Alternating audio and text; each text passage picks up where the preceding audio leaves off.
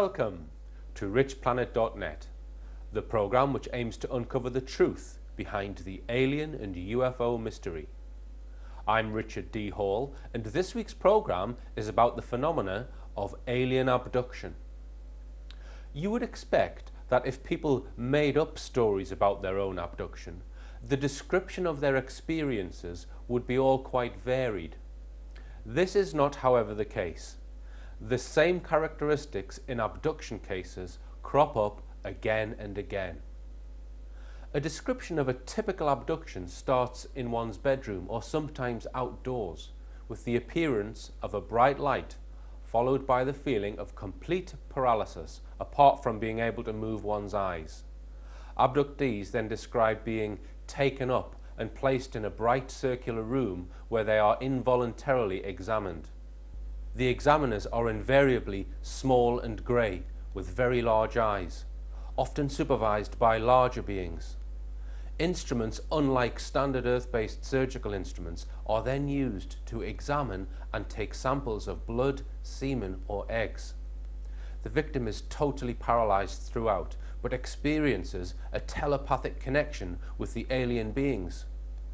Often, victims remember the controlling influence of the large, dark-coloured eyes, and sometimes describe tiny implants being inserted into the head, arm, leg or foot. The main problem for researchers about abduction cases is that victims cannot account for the time during which the abduction took place, sometimes described as missing time. It is believed by abduction investigators that aliens can induce a mental block in the victim's brain so that any memory of the events is obscured. The reason they do this is presumably so their activities and motives can remain hidden from the human race. Abduction researcher Derrel Simms claims that aliens can also plant false memories into the abductee's brain, which he refers to as a screensaver memory. It's quite rare for third parties to actually witness the abduction of an individual. This is because aliens usually choose to operate in a covert manner. However, in a very famous abduction case which took place in 1975, 6 witnesses observed the abduction of Travis Walton.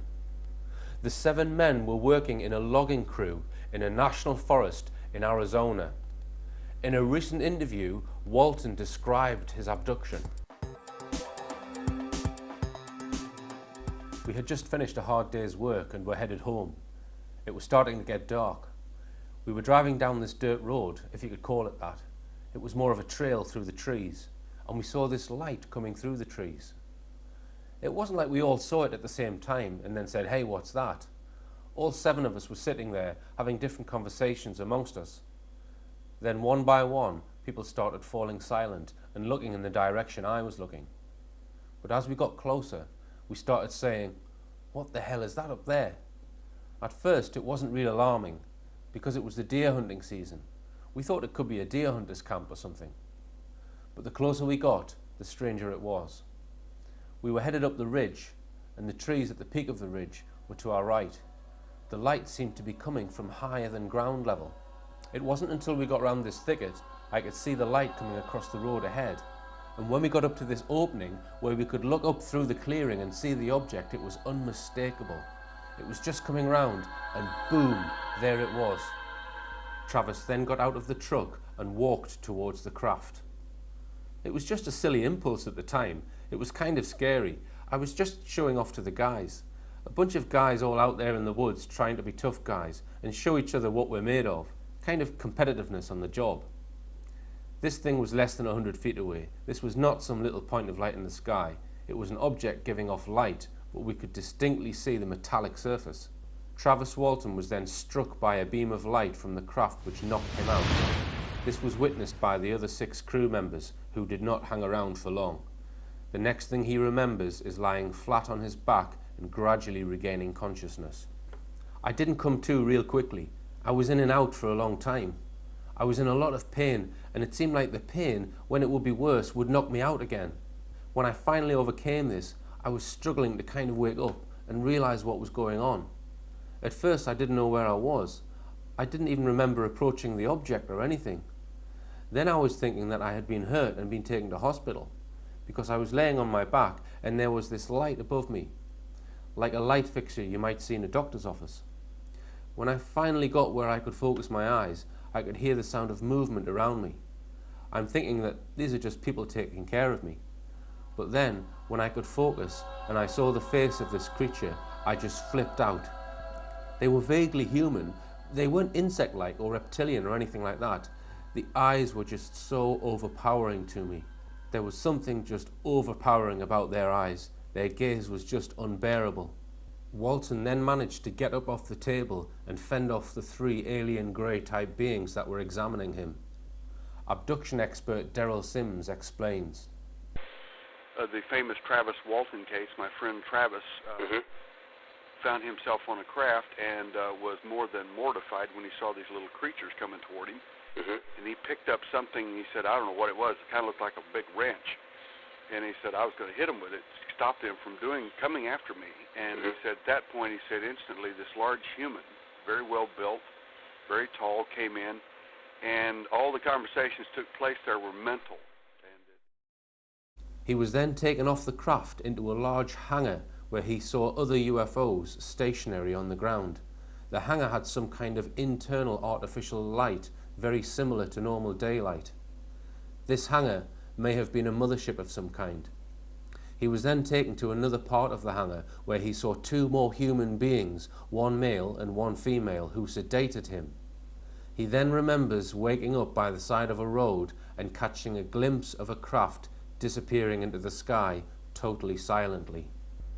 He then made his way along the road to a service station where he called his brother-in-law. When he eventually got picked up, he was told, to his surprise, that he had been missing for 5 days. It's not just human beings that have been abducted from the Earth. The phenomena of cattle abduction and mutilation is very well documented. The small grey type alien is believed to have a diet which consists of bovine soft tissue organs, which are liquidized with blood plasma to form a grey semolina-like liquid which they then consume. In the following clip, scientist Jacques Vallée describes the characteristics of cattle mutilation. Thousands of bizarre animal mutilations have been discovered, not only in this country, but in Africa, Australia, Brazil, and many European countries, in fact, all over the world. In this country, mutilations have occurred in over 30 states in the last 5 years alone. Frustrated ranchers and law enforcement officials have come to recognize the classic signature of the mysterious mutilators.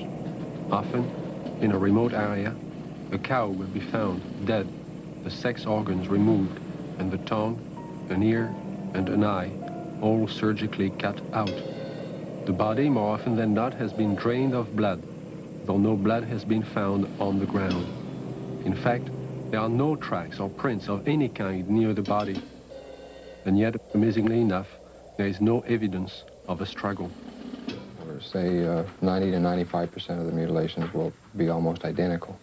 Some part of the face will be gone, exposing nothing but, the jawbone. An eye will be taken, the tongue will be cut out, and an ear will be taken. The rectal area of the animal will be what appears to be bored out. The reproductive organs will be removed. In the case of a cow, the udder will either be entirely removed or parts of it will be removed. Usually, in probably 90 or 95% of the cases, there will be no blood whatsoever in the animal. And there will be no traces of blood on the ground where it fell or where it was mutilated. All you've got is the carcass, and you've got no idea why it died, or how it died, or how it was mutilated. Not only did we have the mutilated dead animals on the prairie, but we also started getting the lights in the sky at night. And I'm talking about 4-legged predators. They'll come in and they'll bite, and then they'll pull and they'll tear. The cuts we have, even we can't make cuts like this. We've tried this many times on dead animals with scalpels, razors, and knives, and we can't make the same cuts. Animals, wild animals, predators, coyotes, won't approach these carcasses. Dr. William Fitzgerald runs an animal clinic in Durango, Colorado. Because of his expertise in the field of veterinary medicine, he was asked by the sheriff's office to perform an autopsy on a mutilated cow found in a remote area of state-owned forest. This particular animal had been largely exsanguinated. The anus and about the first 4 inches of the rectum had been removed. The preputial skin and the last 2 or 3 inches of the penis had been severed flush with the body wall. The left eye had been removed,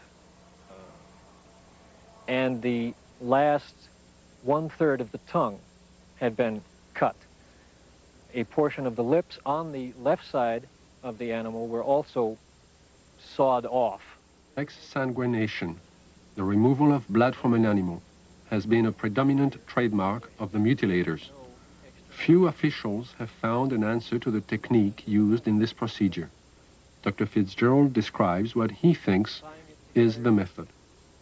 If a large bore needle is placed in the animal's jugular vein while the animal is sedated, under anesthesia, or awake if you like, somehow restrained, however, the animal's heart will function as a pump and will pump out very nearly all of its blood through that needle.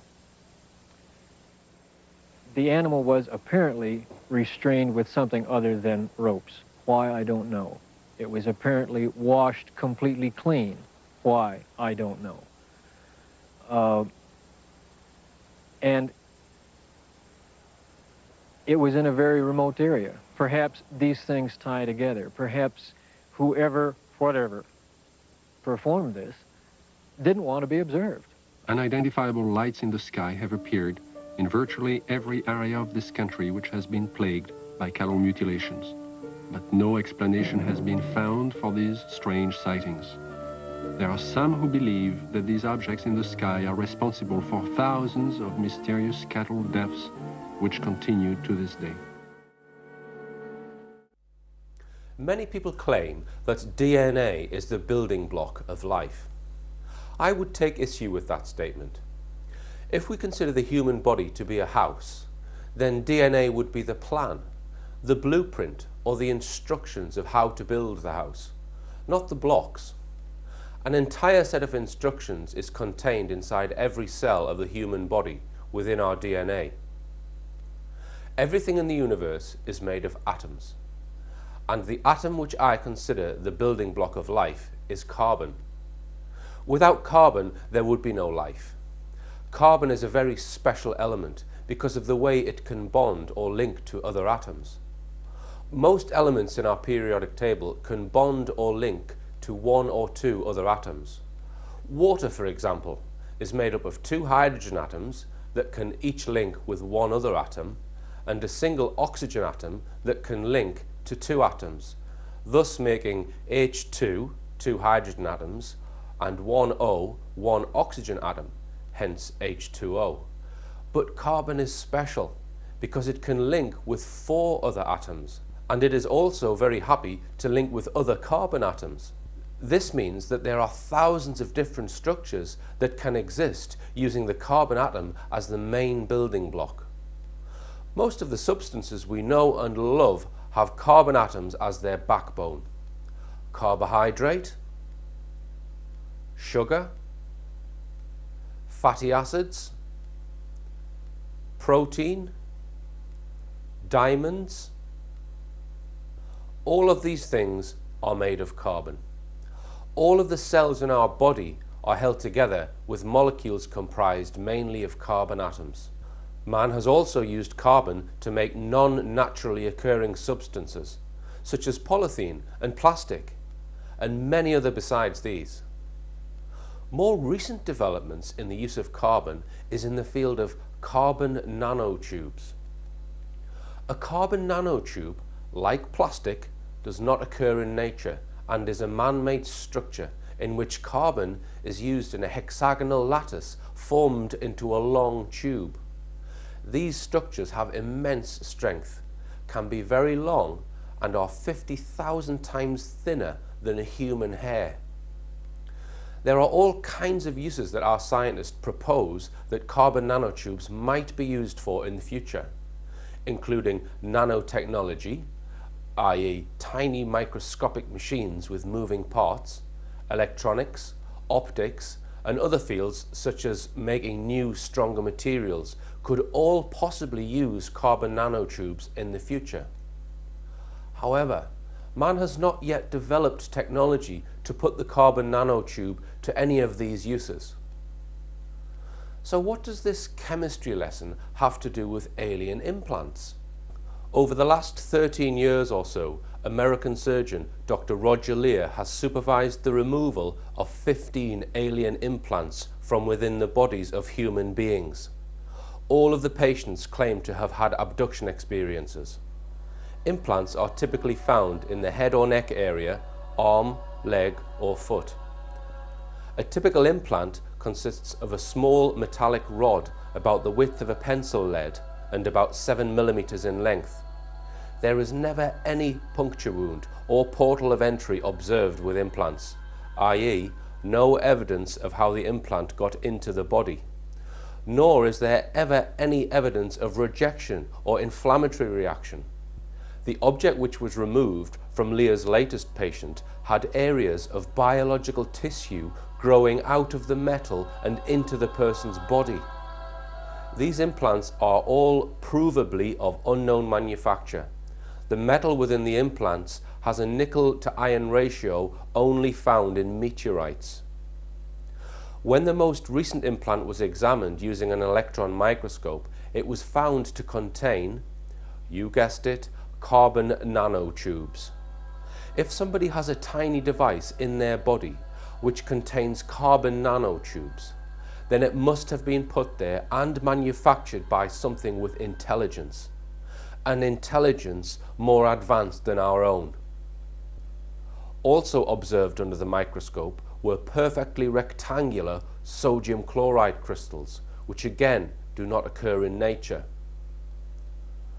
One implant which he removed consisted of a grey biological membrane, a tiny sac about 7 millimeters in diameter, which when cut open contained a further grey membrane. This inner membrane was so tough it could not be opened with a surgical scalpel. Inside this inner membrane was a tiny triangular object.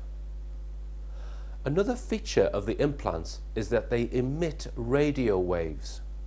These are radio waves in the FM band around a frequency of 30 megahertz. The frequency emitted by the devices just so happens to be the frequency band which is reserved for deep space communication. So the next question to ask is, what might these implants be for? Well, if we knew the answer to that, then we would probably know the answer to many other questions, such as why are the aliens here in the first place? And also, why do they not reveal themselves to the public at large? So this is a huge question, and Roger Leir and many others are working hard to try and find out the answer. There is, as yet, no answer to this question. Incidentally, this research is not funded by any government. They do not seem to want to know about it. I suspect this is because they already know the answers to these questions and would rather the public did not. Most people usually suggest that implants are tracking devices. If only it was that simple. Leir and other researchers do not believe that this is the function of these devices. Implants could be something to do with a long-term genetics program in which the aliens are involved with. Or could it be that at some point in time the aliens will flip a switch and all humans fitted with the devices will become foot soldiers for an alien race and assist them in taking control of the Earth? Derrel Simms has also made some fascinating findings about the abduction phenomena. Simms believes that the abduction phenomena runs in families. So if you are an abductee, your parents may also have been abductees. He recently made an astonishing finding. If you get a room full of self-claimed abductees and ask them if they believe that their parents are their true parents, a very large percentage will say that they are not. He believes that this could be because the mothers of these people were themselves abducted in the past and artificially inseminated by aliens. He is currently working on a program to perform DNA testing to see if abductees are not actually related to their own parents.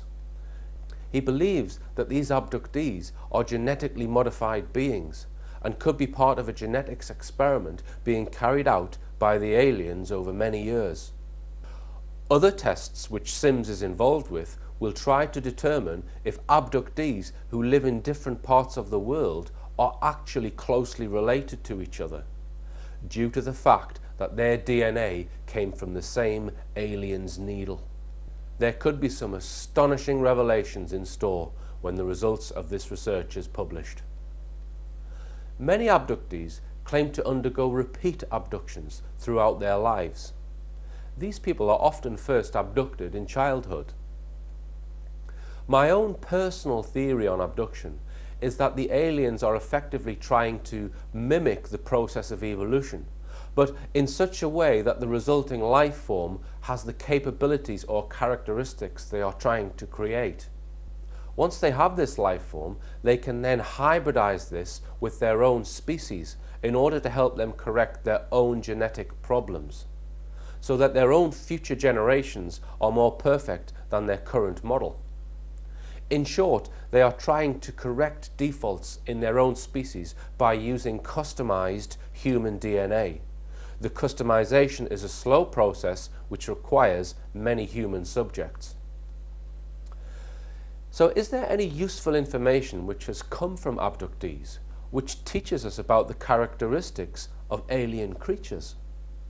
One abductee interviewed by Derrel Simms was given an insight into the type of society that aliens live in. They says, "What do you want?" And he said, "I had just a moment of weakness, and I looked at him and I became a total abductee." In the contacting in the worst sense of the word. And that's what he mean. He says, I said, "I want to stay with you." And it was kind of funny. He says, very emotional. And the entity looked at him and said, "You can't do that." And he said, Right. "Why?" And he says, "Because he said, what he described, and this is kind of important for your report, I think. Yeah. What he described, he said, there is no such thing as free will here. It's a very militaristic society, very totalitarian Right. in every sense of the word. You can't imagine how, to a human, it would be just terrible." Mm-hmm.